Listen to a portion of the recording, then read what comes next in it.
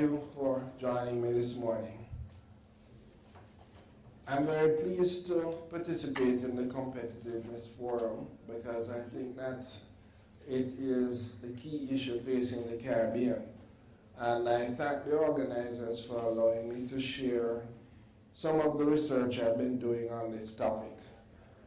Even preparing, trying to compress a much larger paper into a 20-minute or 30-minute presentation, I managed to gain a tremendous amount. I've chosen this topic because I think that in trying to improve the international competitiveness of the Caribbean, there is going to be a role for foreign direct investment. And I believe that one of the avenues which is open for foreign direct investment is China. I'm going to present this morning in 5 sections. First, I'll talk about Chinese foreign direct investment generally. Then I'll look at the status of Chinese FDI in the region. Then I'll turn to the mutuality of interest between China and the Caribbean. And fourthly, I look at the potential opportunities. And I close by looking at the prospects for Chinese foreign direct investment in the Caribbean. By way of introduction, let me mention 2 things. When I talk about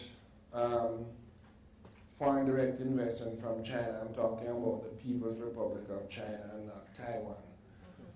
When I talk about the Caribbean, I'm talking about those countries that have diplomatic relations with China because China encourages investment only with those countries.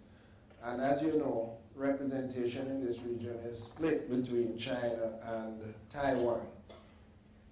The countries that have diplomatic relations with China are Antigua, Bahamas, Barbados, Cuba, Dominica, Grenada, Guyana, Jamaica, Suriname, and Trinidad and Tobago. While I have data for Cuba, I'm going to leave them out of this presentation because I don't have comparative details in the way that I have for the Caribbean. And also, Cuba, when you include Cuba in the gross investment figures, you get a big distortion. I also want to begin by distinguishing between foreign direct investment and investment. There is a huge literature which is growing exponentially about Chinese investment in Latin America and the Caribbean.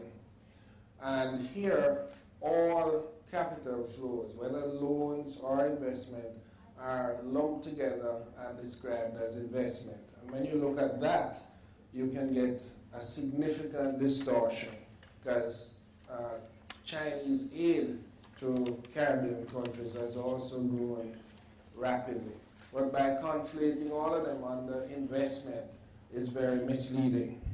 Let me turn now to 3 points on Chinese foreign direct investment. As you know, China has grown more rapidly than any other country in recorded economic history over the last 2 or 3 decades. They have, in the last decade, become far more integrated into the global economy. In the early decades, they were the primary recipient of foreign direct investment. Now, they are becoming a source of foreign direct investment, especially for developing countries, and particularly in energy and raw materials. Some metrics on Chinese foreign direct investment. First of all, it's relatively new. It was only authorized by the state in 1979 as part of going global. The impetus for foreign direct investment emanates both from the engagement in the global economy, but also from a variety of internal sources. The state, obviously, but also at the enterprise level. You have a myriad of types of enterprises, from private to fully state-owned to provisionally owned, And all of them have motives and are relatively large compared to Caribbean countries. Chinese, what is called outward foreign direct investment flows have increased every year in the last decade. And the data for 2006 to 2012 indicates an increase from 21 billion to 87 billion. It's a substantial, almost 4 times increase in just 6 years. The stock of Chinese foreign direct investment is increasing quite dramatically. Take that as a global figure, it has moved from about 90 billion to over 500 billion globally. In 2012, Chinese foreign direct investment, however, accounted for only 6% of the global foreign direct investment flows, and only 2.3% of global stock of foreign direct investment. A second point that we need to note here is that investment decision making in China. This is important to note because this is very different from the traditional form of foreign direct investment, which is done mainly by private firms. In China, the state dominates decision making about investment, including foreign direct investment. There is an active strategy of creating internationally competitive state-owned companies, many of them taking the form of multinational corporations. The centrally controlled state enterprises are responsible for 70% of foreign direct investment. A further 30% is generated by state enterprises which are provincially or regionally owned, and the rest, which is just about 2%, is undertaken by private enterprises. Approximately 87% of all China's foreign direct investment in Latin America and the Caribbean during the period 2000 to 2011 was undertaken by centrally owned state enterprises. One of the things that's important to note here then is that any foreign direct investment involving China has two aspects which need to be noted. First of all, it inevitably involves state-to-state relations. It's not purely a negotiation between the enterprise and the receiving country's government or private partners. The other aspect we need to note here is the sheer complexity of the institutional arrangements and the decision-making process. This is not merely, there's central planning, there's a central state, there are provisional and regional levels of governance, and you have a variety of enterprises. Some are fully owned, some are partly owned, some are mainly private, some are entirely private. So you have a really wide variety of enterprise forms that could be involved in foreign direct investment. However, whatever form these enterprises take, there is the overarching role of the state, and the state directs foreign direct investment not only by planning and indicative policies, but through finance.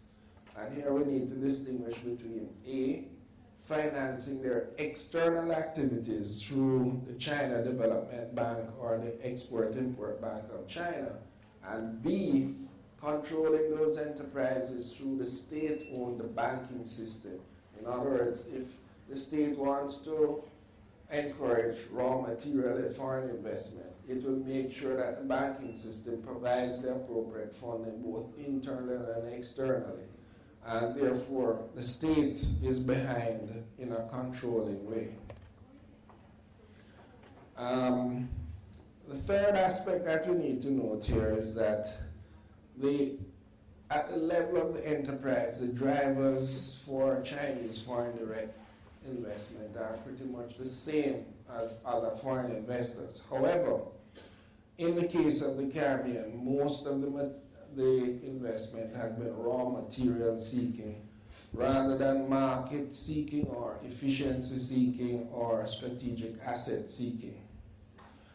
Indeed, the figures are aggregate for Latin America and the Caribbean, but to substantiate this point, 87% of Chinese foreign direct investment in this hemisphere is in raw materials or energy. Let me now turn to the status of Chinese foreign direct investment. And the first point we need to note here is the difficulty in quantifying the figures. First of all, the data that you have to go on is provided by the state in China. This data does not necessarily use the same definitions as commonly used in, say, the IMF or the World Bank, and the data is not complete. In addition, what is listed is almost entirely state investment, and a lot of private investment takes place which isn't recorded. In addition to all of this, there is a major distortion because a lot of the Chinese foreign investment goes through financial centers in the Cayman Islands and the British Virgin Islands. And if you look at investment, foreign direct investment in these countries, you see some huge figures, but they're really just passing through the banking system, and there's no indication as to where they will go globally. And so you have to extract from any data that you get from China these deposits, which are in some cases returning to China. They're round tripping to get the benefit of being a foreign investor in China. So you have to take that out. So given all of that, what you have for direct foreign investment is rather tentative.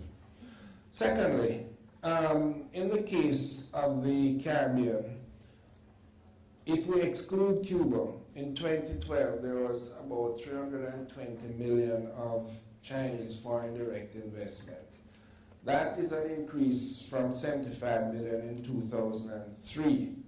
And the largest recipient of that, largest stock of that investment is in Guyana with over 100 million, and in Suriname with about 80 million.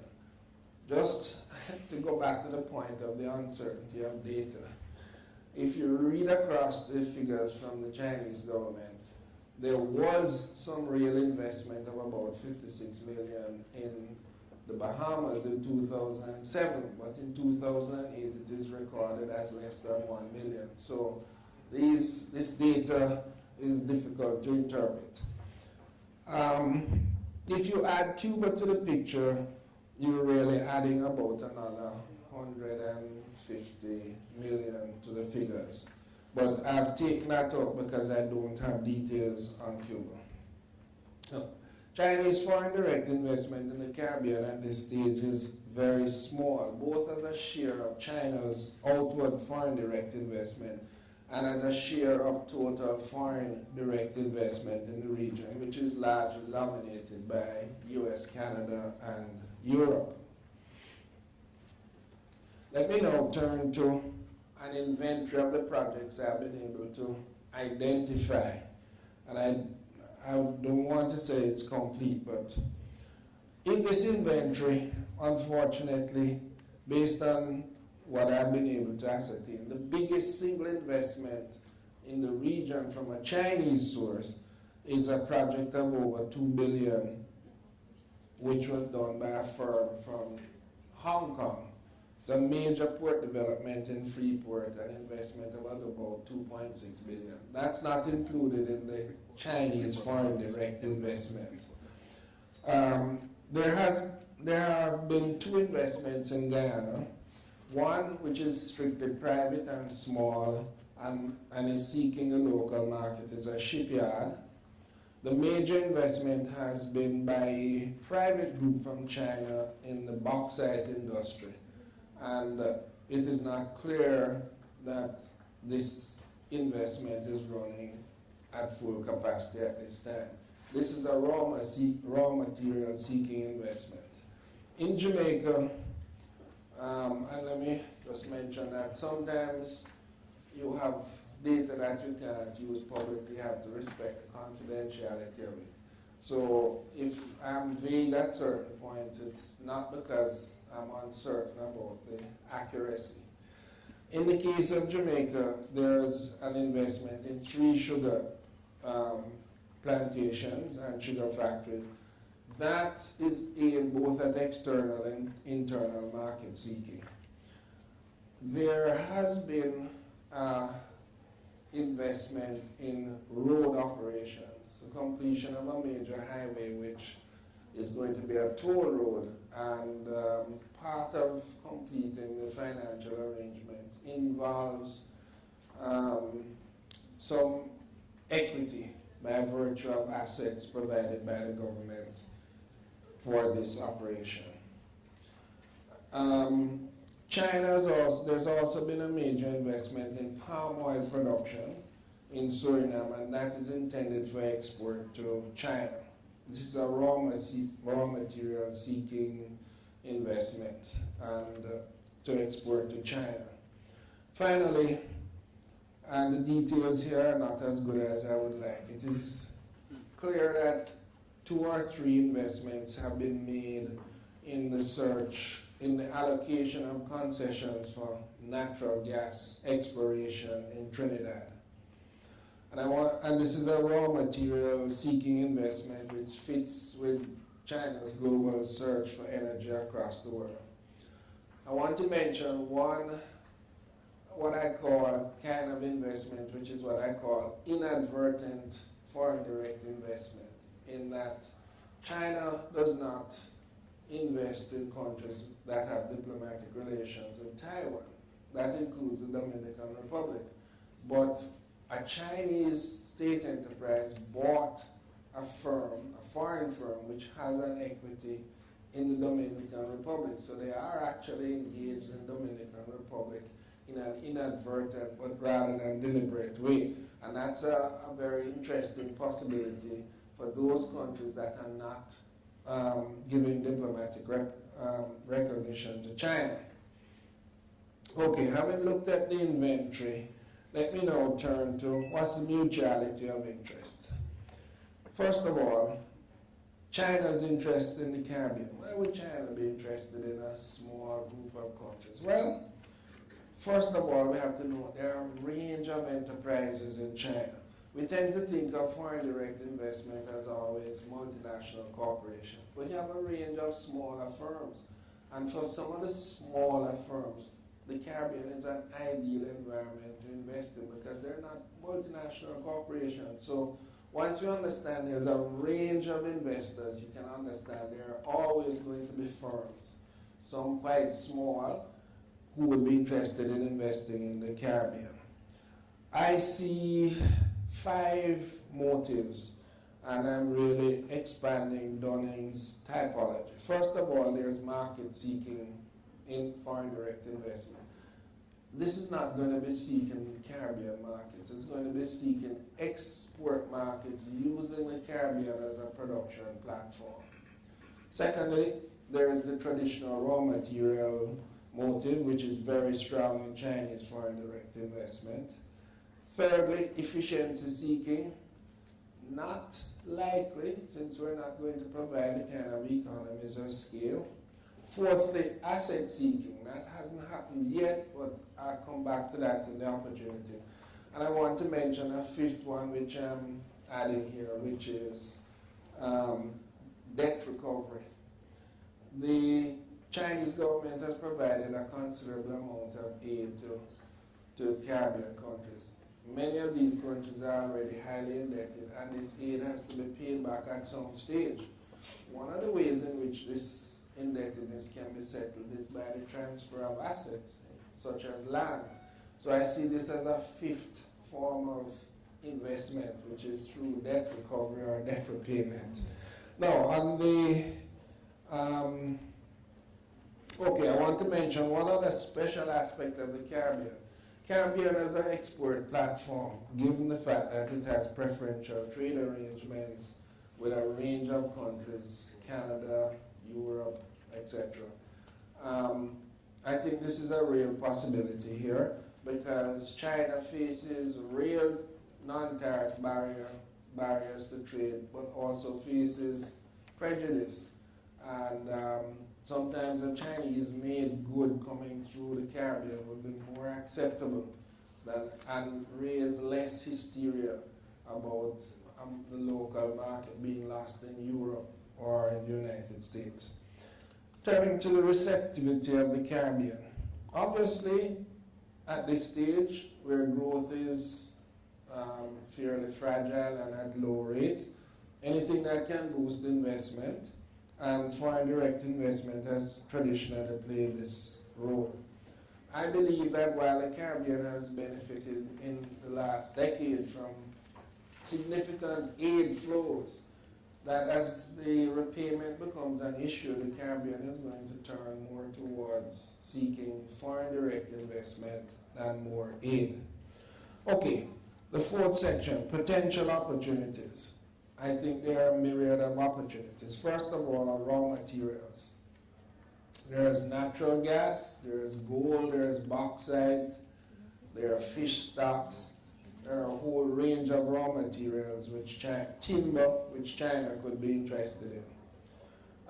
Tourism. China will be the largest source of tourists in the world in 2012, and it is expected that they will be spending 120 billion annually by then. It will shock you to know that in a country that receives so many tourists, Jamaica, 2,200 Chinese tourists arrived in the country in 2012, which means we haven't really started to tap that market.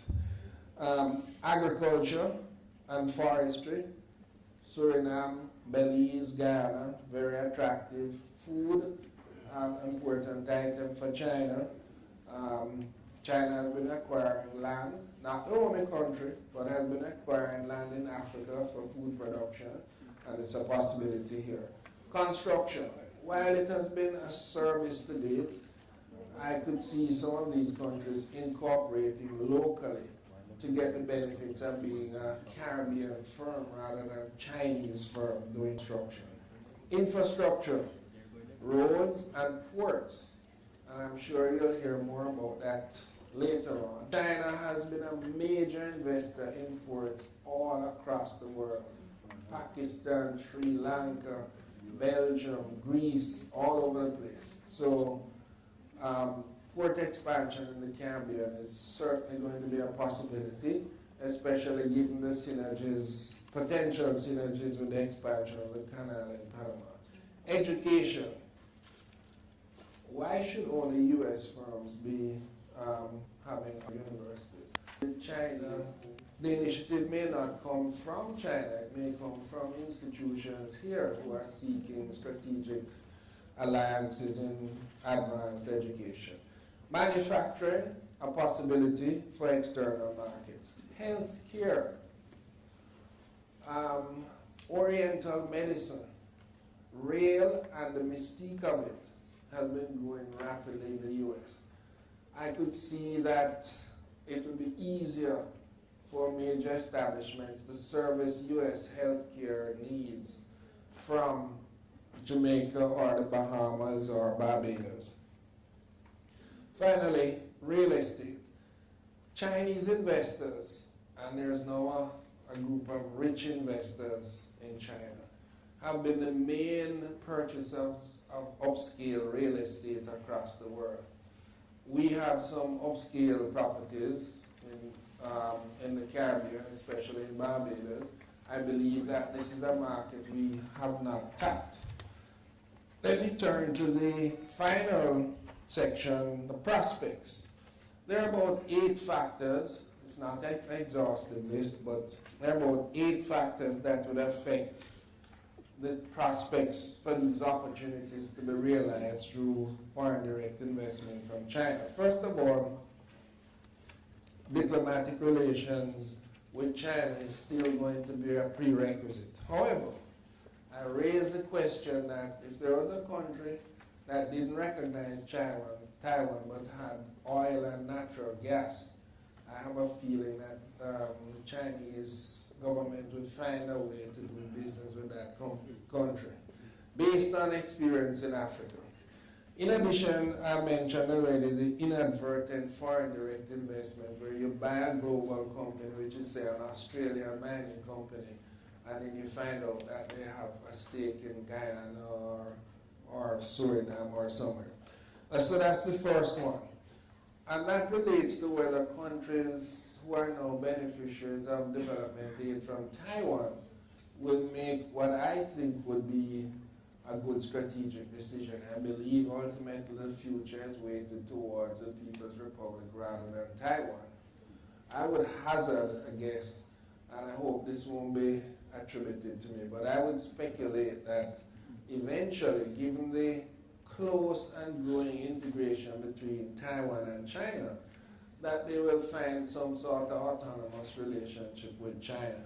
But I would think that strategic long-term thinking would require that you throw in your lot early with China. Remember something, relations with China is not the same as relations with the West. This is a different culture, a different concept of time, and so on. You can't just sign up today and start to draw down development aid tomorrow. You have to develop that relationship. Okay, the second one is China's promotion of foreign direct investment. There are already 13,000 Chinese overseas enterprises in 127 countries. The plan, the current plan, which runs, I think, 2012 to 2015, is intensifying the push for foreign direct investment. So I think it's certainly going to escalate and to continue. Thirdly, the business environment in the Caribbean. Investment goes where it is easiest to do business. And recent reports of doing business and the competitiveness indices indicate that compared to other developing countries, that the Caribbean is a relatively difficult environment in which to do business. It's far easier to do business in many other developing countries. A recent research paper by the IDB found that if you compare the Caribbean with other small developing countries who would be our natural competitors for attracting Chinese foreign investment, that it's far more difficult to do business in the Caribbean. So there's room to improve the business environment. Fourthly, there's going to be a learning process. Chinese firms coming here have to learn about how to deal with labor relations, learn about culture in the Caribbean and so on. But on our side, there's also a learning relationship. The negotiators, I won't call any countries, but the negotiators with one Chinese investment were surprised that the investors had more data about the local conditions than the local team had. So there's going to be a learning process on both sides. The Chinese political system and governance system is a complex thing which you have to learn if you're going to understand how to do business and get investments. A fifth one is the foreign direct investment policies of the Caribbean. Many Caribbean countries have bilateral investment treaties and double taxation avoidance agreements, but they're all hopelessly out of date. It's just an example of if you want to get investment and you're going to pursue policies, there are things like upgrading and updating your bilateral investment treaties, getting them into place. You also have to look at if there are going to be any sectoral investment restrictions. For example, when the Chinese tried to invest in ports in New Jersey and California, the US government blocked it on security grounds. We may not have those concerns in the Caribbean, but there may be some areas where people would want not to have Chinese investment. For example, no countries named, but a lot of people have been criticizing Chinese investors as being not sensitive to the environment. There's some reality in this, but there's also a lot of misinformation in this.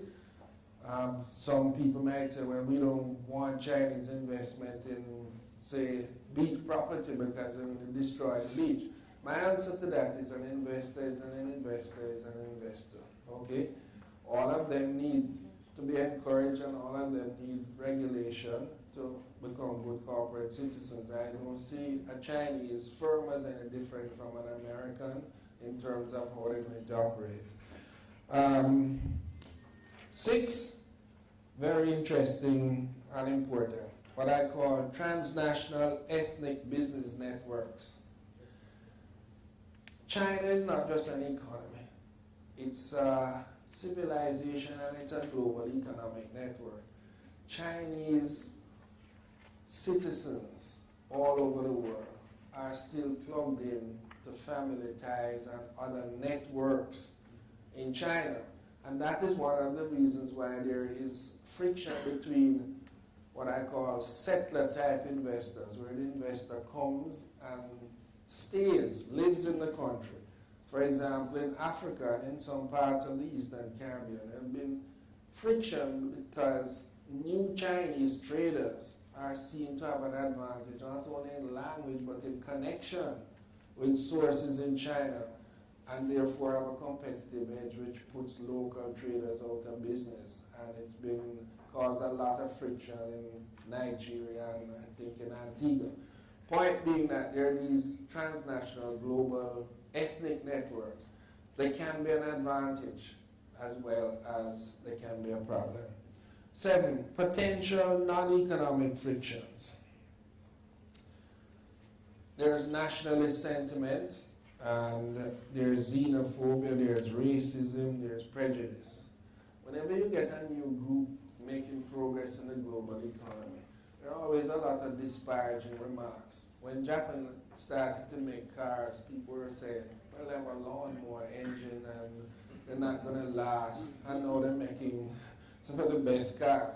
You're going to inevitably hear that Chinese products are not as good, they're not going to last, they're cheap, and so on. Much of this is just misinformation. All I'm making a plea for here is that there may be substance, there may be misinformation. Just saying, let's approach this thing in a balanced way and understand and not be prejudiced. One of the problems we have in the Caribbean is that in countries where people of Chinese descent are integrated into the region, it's not a problem.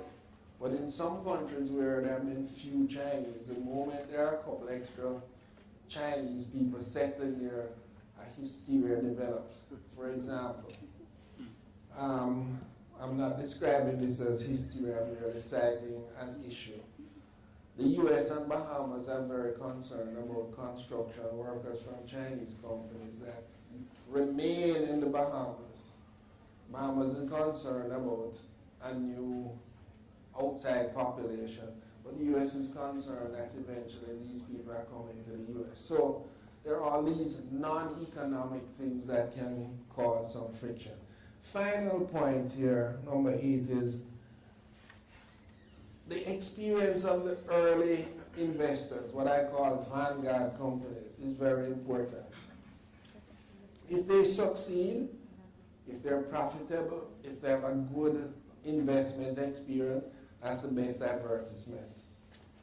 If they find difficulties, prejudice, or as we have been seeing in the Jamaican papers, Chinese business community, whether resident or newly arrived, feel that they're extra targeted by crime, all of these things, the experience of the vanguard investors is going to be very important as to whether more investors come or not.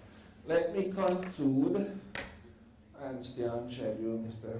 Chairman, by making 5 not very exciting points. One is, at the moment, foreign direct investment from China is limited.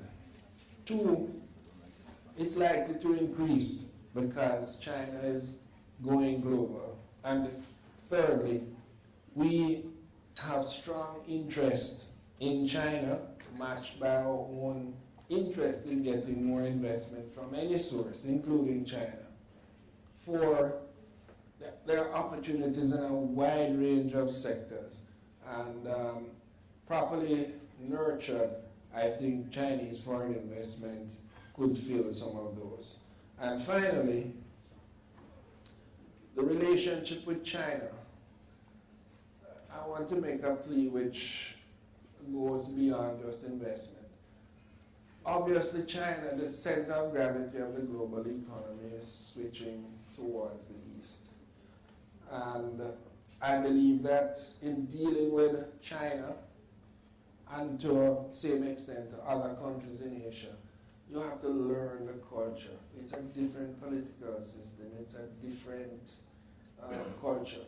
You can't deal with it in the same way that you have dealt with Washington, London, Brussels.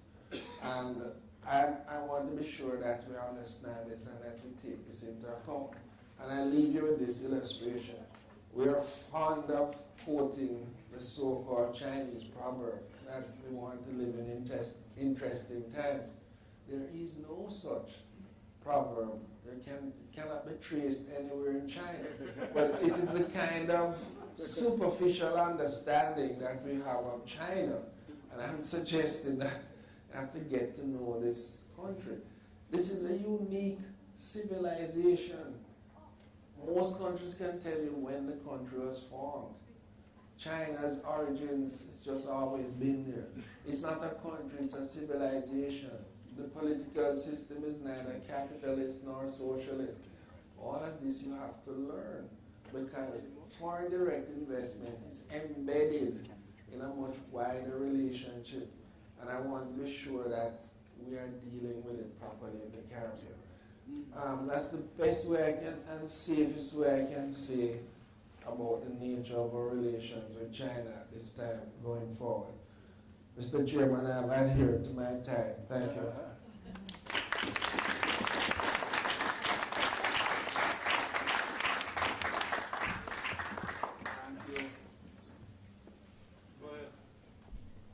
Thank you, Ambassador Bernal, for an extraordinarily interesting presentation. Indira, I don't know how much time we have. 10 to 15 minutes. Okay, thank you. Thank you. Go on. Yeah, thank you. We have 10 to 15 minutes, and I certainly have a lot of questions, but I'm going to forego my questions for those from the floor. Can we, Richard, shall we take 2 or 3 questions and I'm response? in your hands. Okay, please.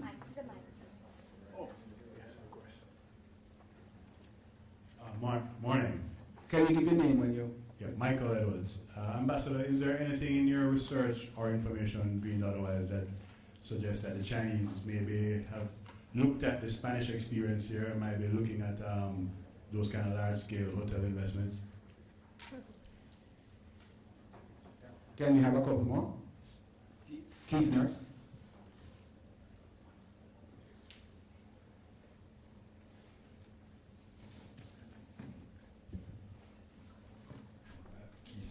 Consulting. I want us to take a little step back on 2 issues.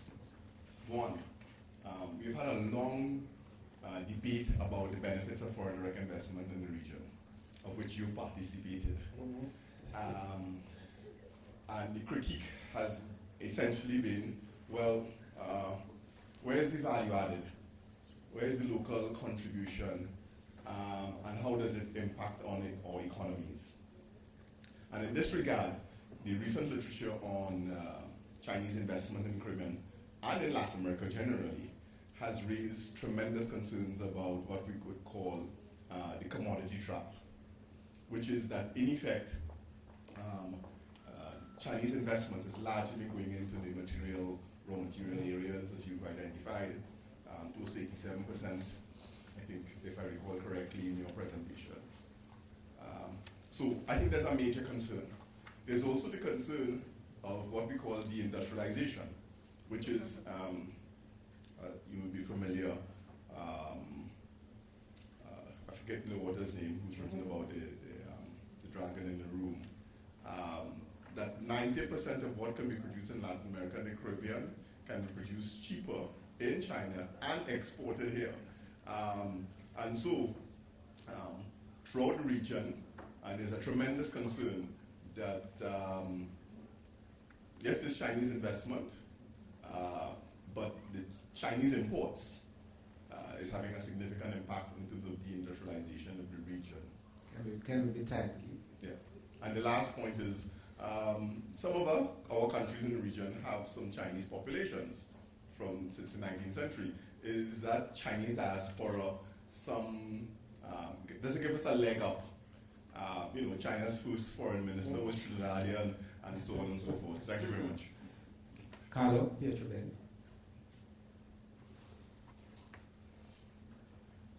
Carlo Pietrobelli from the IDB. It wasn't planned, but my question is very related to what Professor Nurse was asking.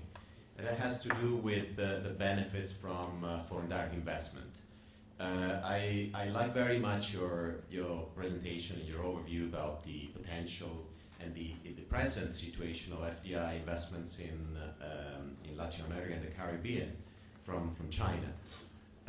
What I wonder is, given that most of these investments go to natural resources and natural resources exploitation, and a key issue in my mind is to what extent foreign investments can generate linkages with the local economy and can generate opportunities for the development of local providers, the exchange of technology and knowledge, the transfer of good practices, all factors that end up benefiting the local economy.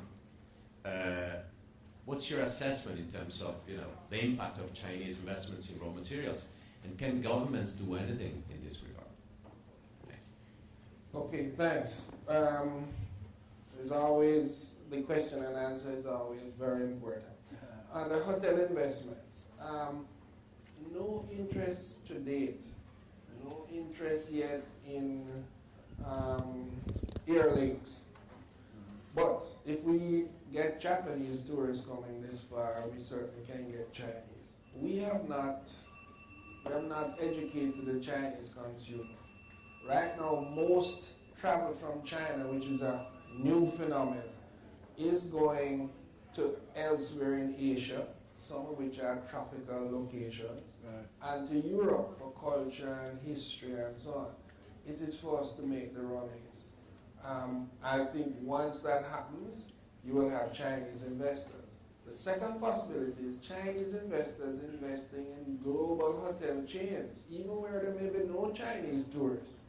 I could see them, a Chinese firm acquiring an already established global hotel chain, which could be in the Caribbean. It's something to come, I believe. On the foreign direct investment, which is a multiple warhead, Keith, there are about 4 things you asked. First, the costs and benefits. When I said there were 8 factors, there really is a 9th factor, which is in the longer paper, which I call the partnership. What you get out of foreign investment is a matter of how you supervise it and your regulatory regime, what sectors you choose to open under what conditions. And I have a long section which I should have included here talking about how do you ensure that the recipient country becomes a net beneficiary. This, as you say, is a question, an open question of all kind of foreign direct investment. And my answer to it is that you have to set the conditions to make sure that your receiving country is a net beneficiary. Commodity trap. Clearly, this is a possibility for the commodity exporting countries of the region, as it has been in Latin America. China is now the leading trade partner for Peru, Chile, Brazil, based on commodity exports. And it has led to a reversion of moving towards manufacturing and industrialization back to commodity export. In the short run, it has boosted economic growth in those countries during the global economic crisis, but as a long-term thing, I think it's detrimental. It is for these countries to stop exporting the raw product and start to process it and export the final product to China. And I mean, you would think that by now in Latin America they have learned this lesson over the last 100 or 200 years. So it's not about if the Chinese, if you allow them, yes, they'll come and buy the raw material, but if you want to sell to that market, produce it in the more advanced form. Deindustrialization is not a threat from investment, it's a threat from trade. It's real, it's happening, and in the, this is not an advertisement. In a longer work, which is shortly to appear on China-Caribbean relations, I have dealt with that issue because it's a very real threat for a country like Trinidad. Importation of less expensive Chinese manufactured goods. It's a threat. It has certainly happened in Mexico, particularly in apparel and elsewhere. Ironically, wages in China are no longer the lowest in the world, and China is now farming out to places like Vietnam and Ethiopia, manufacturing to low-wage countries, from China to low-wage countries. So the whole ball game is changing. Population. This is what I meant by the transnational ethnic business networks. It's an asset because there is a comfort level for a person from China. That's the 2,000 tourists that come here. 90% of them stay in homes. It means they're visiting family or friends. This network is real. And indeed, because of this comfort, some of the projects which have been brought, some realized and some that haven't been realized, were being shopped by part of the resident Caribbean Chinese population. For example, a Jamaican Chinese citizen living in Canada was the main interlocutor in trying to get a Chinese firm to buy into the bauxite industry. So the network is global, and it's a plus. The linkages, very important. This is an issue for all foreign direct investment. If you set the right conditions and you get them to linkages backward into the economy to source supplies here, etc., it will be beneficial. But this is a question not confined to the Chinese. It's a question, for example, foreign ownership, American ownership of hotels. Been accused of not buying local furniture, not buying local culture. It's an issue. It's going to be an issue for any foreign direct investor. That's why that last section that I didn't present about the partnership terms and conditions that you set, because you don't just want any foreign investor. You want the right kind of corporate citizen. You want a company that's going to transfer know-how. These are some of the externalities that benefit from getting foreign direct investment. But we have been in the game of foreign investment forever. We were present at the birth of the global economy. We've been in this thing for 500 years. We should by now have an idea what conditions we want foreign investors to operate under. Okay?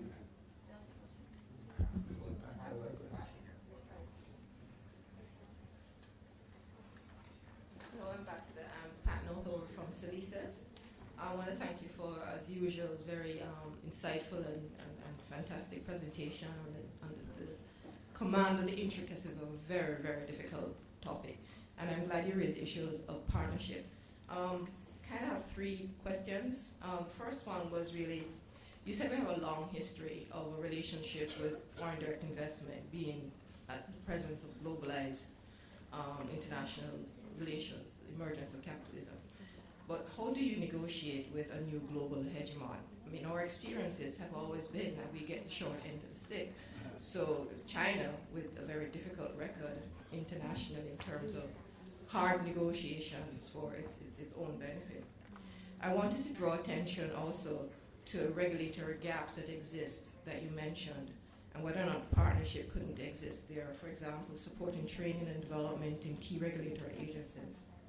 But I wanted to caveat that with the experiences within the sugar industry. As you know, the Complan Group has been in Jamaica, but one of the main challenges in its entry here has been actually situating itself within our domestic regulatory environment. There's a long history of conflict in the sugar industry, which meant that we have built up very robust institutions, even if at some price in terms of still underlying conflict or uncertainties that may exist among the partners. But one of the difficulties of having a new entrant here has been unwillingness to fit in to the existing regimes of governance and a more of a desire to go it alone. In terms of negotiations again and regulatory frameworks, the third question is, could you envision a win-win possibility in international trade negotiations? You have been spearheading the issue of recognition of vulnerability of small island states as a category to facilitate the terms and benefits within special and differential treatment. Is it possible that we could have a kind of partnership, the Caribbean bloc, with or other small island states, which, as you know, in terms of WTO power, we have much more efficacy in terms of counting our nation states. Could we have a deal with the Chinese to get that on the agenda in a serious way and to allow for that to inform things like the updating of our investment treaties? There's a problem that obviously the Chinese won't necessarily want to put them in a position where they have to recognize the fragility of the ecosystems or the environmental context. So the last question is really, is that a feasible win-win option for the region? Thanks.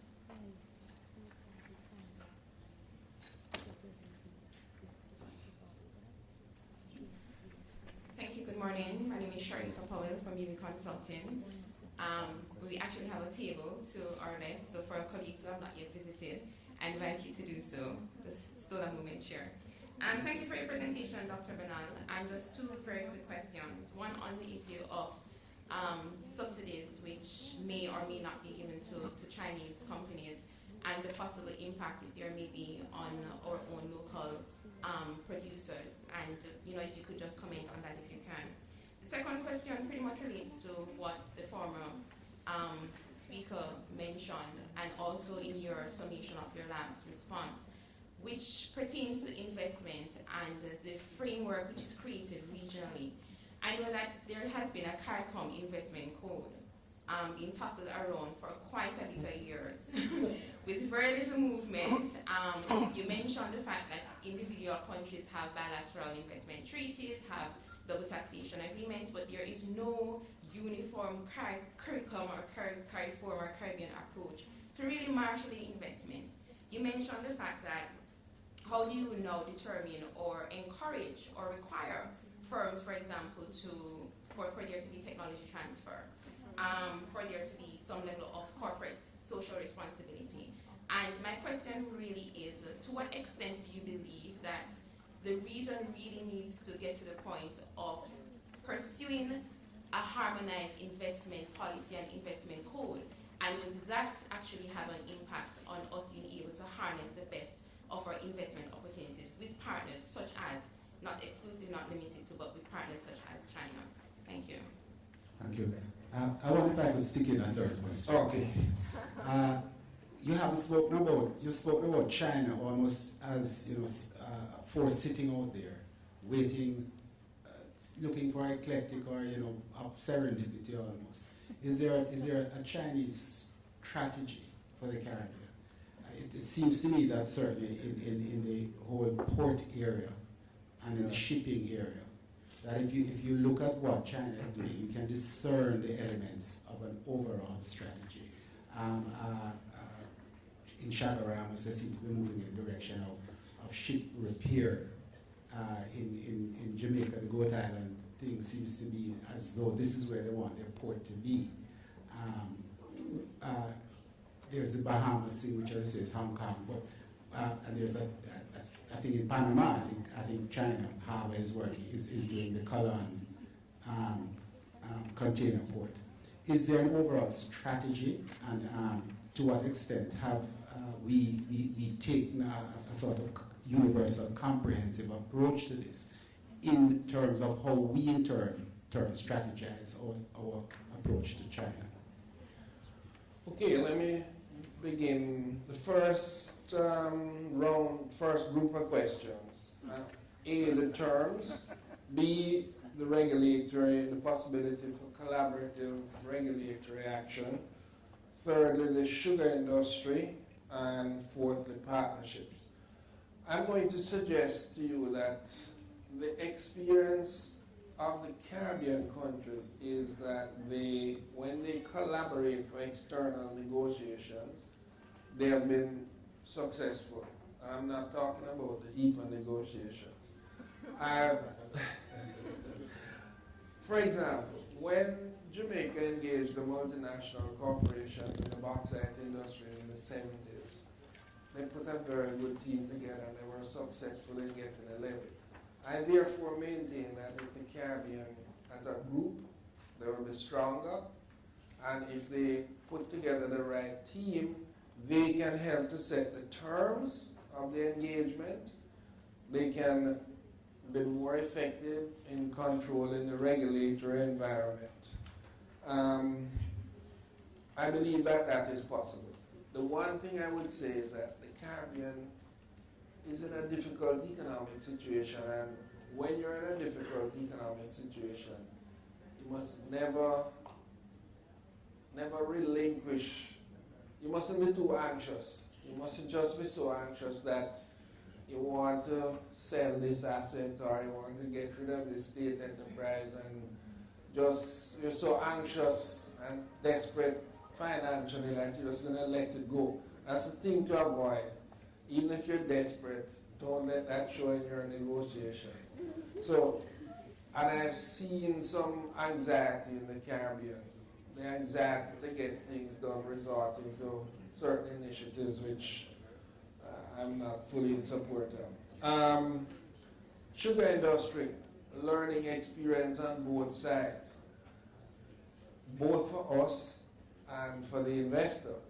I would commend all foreign investors, Chinese or Americans, and you come into an environment which is not yours historically, culturally, institutionally, that you need to get local advisors. Many of the issues need never arise if you have the appropriate local advice. Issues with trade unions need not arise if you don't know the culture. You get somebody who knows it and you pay them to make sure you have good worker relations and so on. You should do that anywhere for any foreign investor. Partnerships, definitely a possibility. Definitely, that's what I mean when my section that I didn't elaborate about partnerships. We have to see them not just as coming in, but strategic partners. For example, you should be encouraging each investor that comes in from China to have a strategic business alliance with a local counterpart, so that your local private sector doesn't get squeezed out, but gets included and goes global through that connection. Subsidies. What incentives, including subsidies, we offer to investors? We have to be very careful with that, because if you do too much of that, you lose it offsets the potential benefits.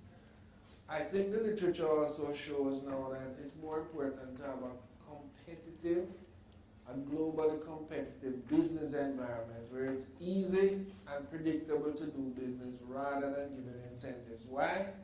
Everybody else gives a bit more, because we're all in developing countries competing for scarce foreign, well, not scarce, but competing for foreign investment. And that leads me to the regional. Yes, we haven't put in place the regional. Clearly, if we negotiate as a region, there are benefits. But I want to come back to avoiding competing. What happens is that, and it happened in, I don't want to call names, but there are several industries which are regional and require a regional approach. And what happens is that the countries in the Caribbean compete, they keep lowering the bar. They're competing against each other. And if you keep lowering the bar, eventually you don't get anything in the country. You might have got the investment instead of the other Caribbean countries, but you don't get the benefit. So we have to avoid the destructiveness of competitive lowering of the bar. China strategy. China has a political strategy in the region, which is China would clearly like to see all countries relinquish their diplomatic recognition of Taiwan. This is what I mean about knowing the country. One of the preoccupations of Chinese history is that the country must never be divided. And therefore, they're never going to give up the Taiwan issue. It's not all about oil while there's a friction in the South China Sea. It's about national pride. And if you don't know that history, you're not going to give it up. So there is a political strategy. We're going to give more and more aid. We're going to be good friends. Pat's point is, can we turn that to advantage? Yes, we can. For example, you want a few big friends, not just Canada and the EU and the US. You want a few big friends like Brazil, India, China, to be batting for your issues in the WTO, like small economies. You want them to bat for climate change. You need some big friends. But part of that trade-off, we have diplomatic recognition with you and not with Taiwan. Well, part of that is that you're going to give us some of your weight and so on. That's how it goes. No, there's a political strategy for the region. There's not an economic strategy from the region which is distinct from a general global search for raw materials and investment outlets, because the export-driven phase of China's trade is running into external and internal constraints. Not that there's anything wrong with it, but it's not going to perform the same way. The way to overcome that is what is being recommended to China, is that they should consume more and save less, which is a dangerous recommendation. But their answer is invest out. Go into the global economy, not just in trade, but in investment. And there's not a distinctive economic strategy for the Caribbean. I want to end by saying that one of the things the Caribbean has to realize is that you're small, you don't have a lot of resources, you're not of great strategic value. You're not automatically on anybody's agenda. Not the US, not the EU, not the UK, you're not automatically on anybody's agenda. In fact, the Glean had an editorial recently saying that imagine the Obama administration isn't paying any attention to the Caribbean. Well, you have to get on somebody's agenda, especially when there's a global power. However, the point with China is that while there's a China-Taiwan dispute, there will be high interest. What the region must worry about is if there's an accommodation, as there was a couple years ago between Taiwan and China, that they wouldn't compete. It hasn't held, but if there's such an accommodation, would China lose interest in the region? What would that imply for aid flows? And that is why I'm saying that don't assume aid flows at that level indefinitely. If the Taiwan-China thing goes in a certain direction, maybe China will lose interest, as some other global powers have lost interest in the region. And that is why I'm saying maybe this is the time to look at what you can get from investment rather than from aid. There is no limit to investment. There's a limit to aid. If there's no strategic relationship, aid will dry up. There'll always be some aid. Every global power has to be everywhere and have to have influence everywhere. But are we in the halcyon days of Chinese aid? And if so, what happens if this is a phase?